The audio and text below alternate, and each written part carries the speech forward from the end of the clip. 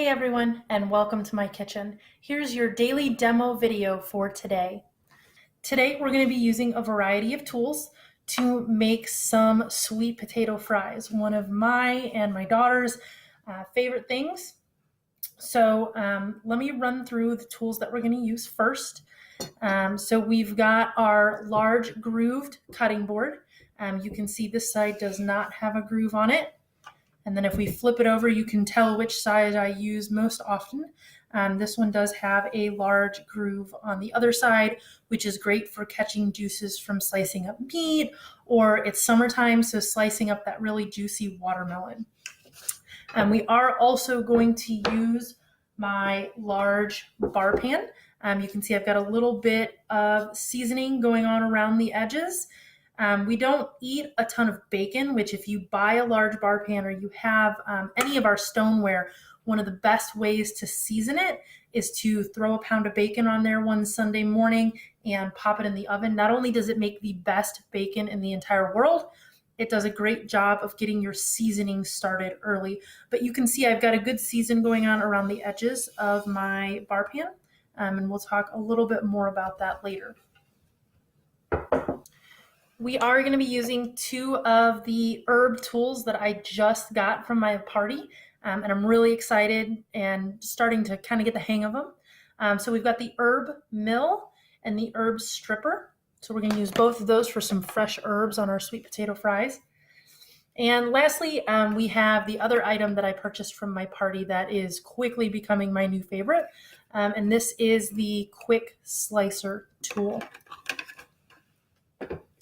And I almost forgot, I always use my classic batter bowl as kind of my little garbage can. We're working here on my kitchen island, so my garbage can isn't readily accessible without dropping food scraps all over the floor. So I just take any kind of grocery bag, put it inside of my classic batter bowl, and it makes a great little garbage can while I'm working. Tends to make things a little bit more efficient.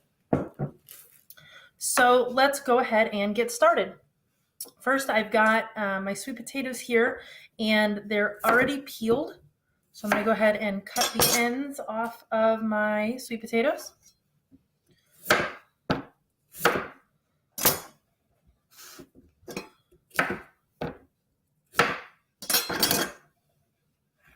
And then we are going to bring in the quick slice. So I'm going to take my guard off the bottom.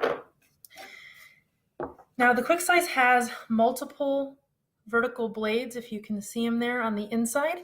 It's hard to see in the video, but they do have kind of a V shape. So this center blade is going to go into the food first.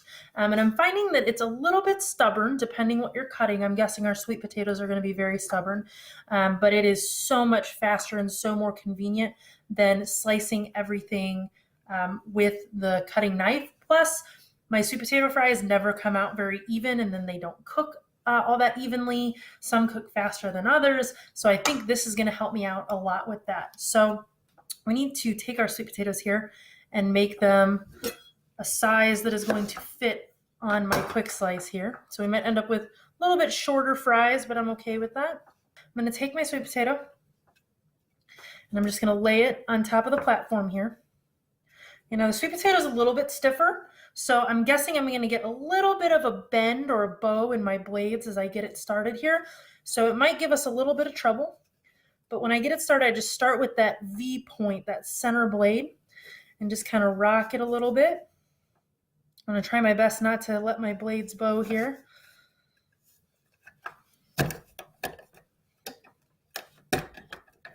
There we go. So you kind of have to rock it through a little bit, and voila. All of my sweet potatoes are sliced one way now. So we're going to lay these out now to cut them into sweet potato fry size. And I'm finding the sweet potatoes are a little bit tough. They're working, but it's taking a little bit of extra muscle and a little bit of extra rocking. So we're going to try one at a time here. So I'm going to lay that slice in there. There we go. It goes right through. So now you can see I've got my little sweet potato fries. So I will go through and I will quickly get all these sliced up for us, and then we'll get into our next steps.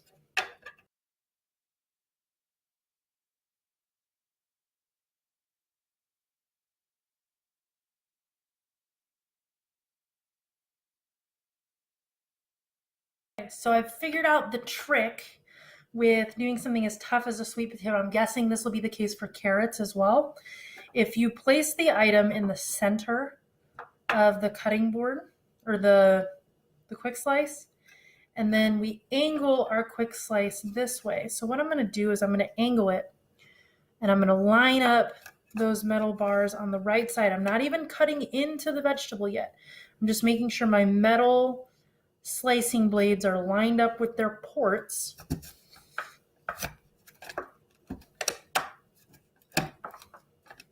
And then we rock it to the right. Again, bear with me, I'm new with this guy. So I am learning the tricks of how he works and works best with certain vegetables. But as you can see, we're getting there.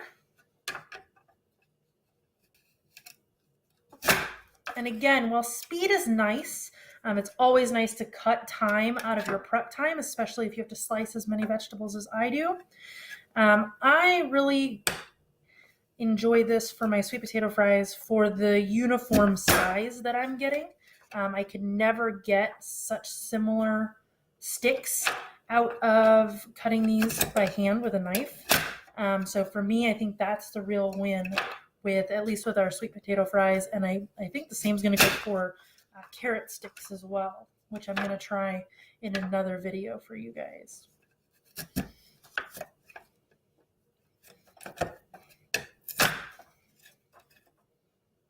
All right, there we go. We've got some scraps here. We save all of our vegetable scraps actually, and we freeze them.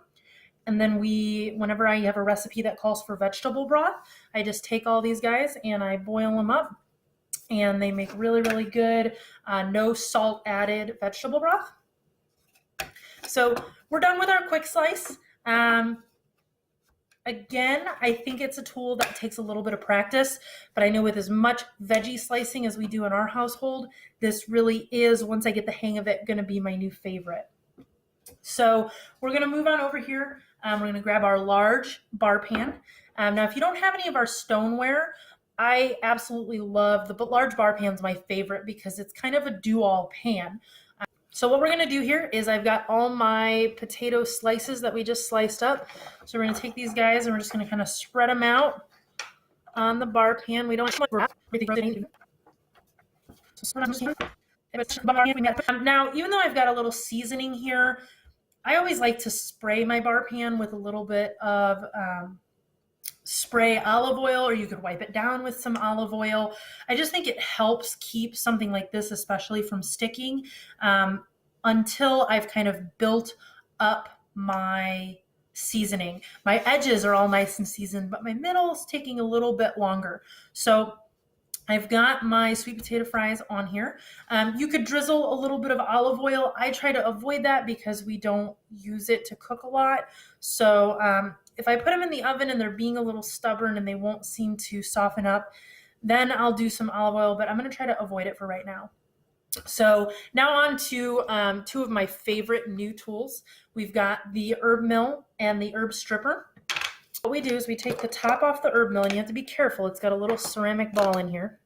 This guy has to sit on top of the herbs in order for them to be kind of pushed down into the mill wheels. So put all of my oregano in here. I don't bother taking it off the stem. It doesn't bother me all that much, and it grinds it up pretty good. So we're going to put this on, shake it around so you can see that little ceramic ball is in there. Take the bottom off. It's got this handle on the side, and then we're just going to go ahead and turn.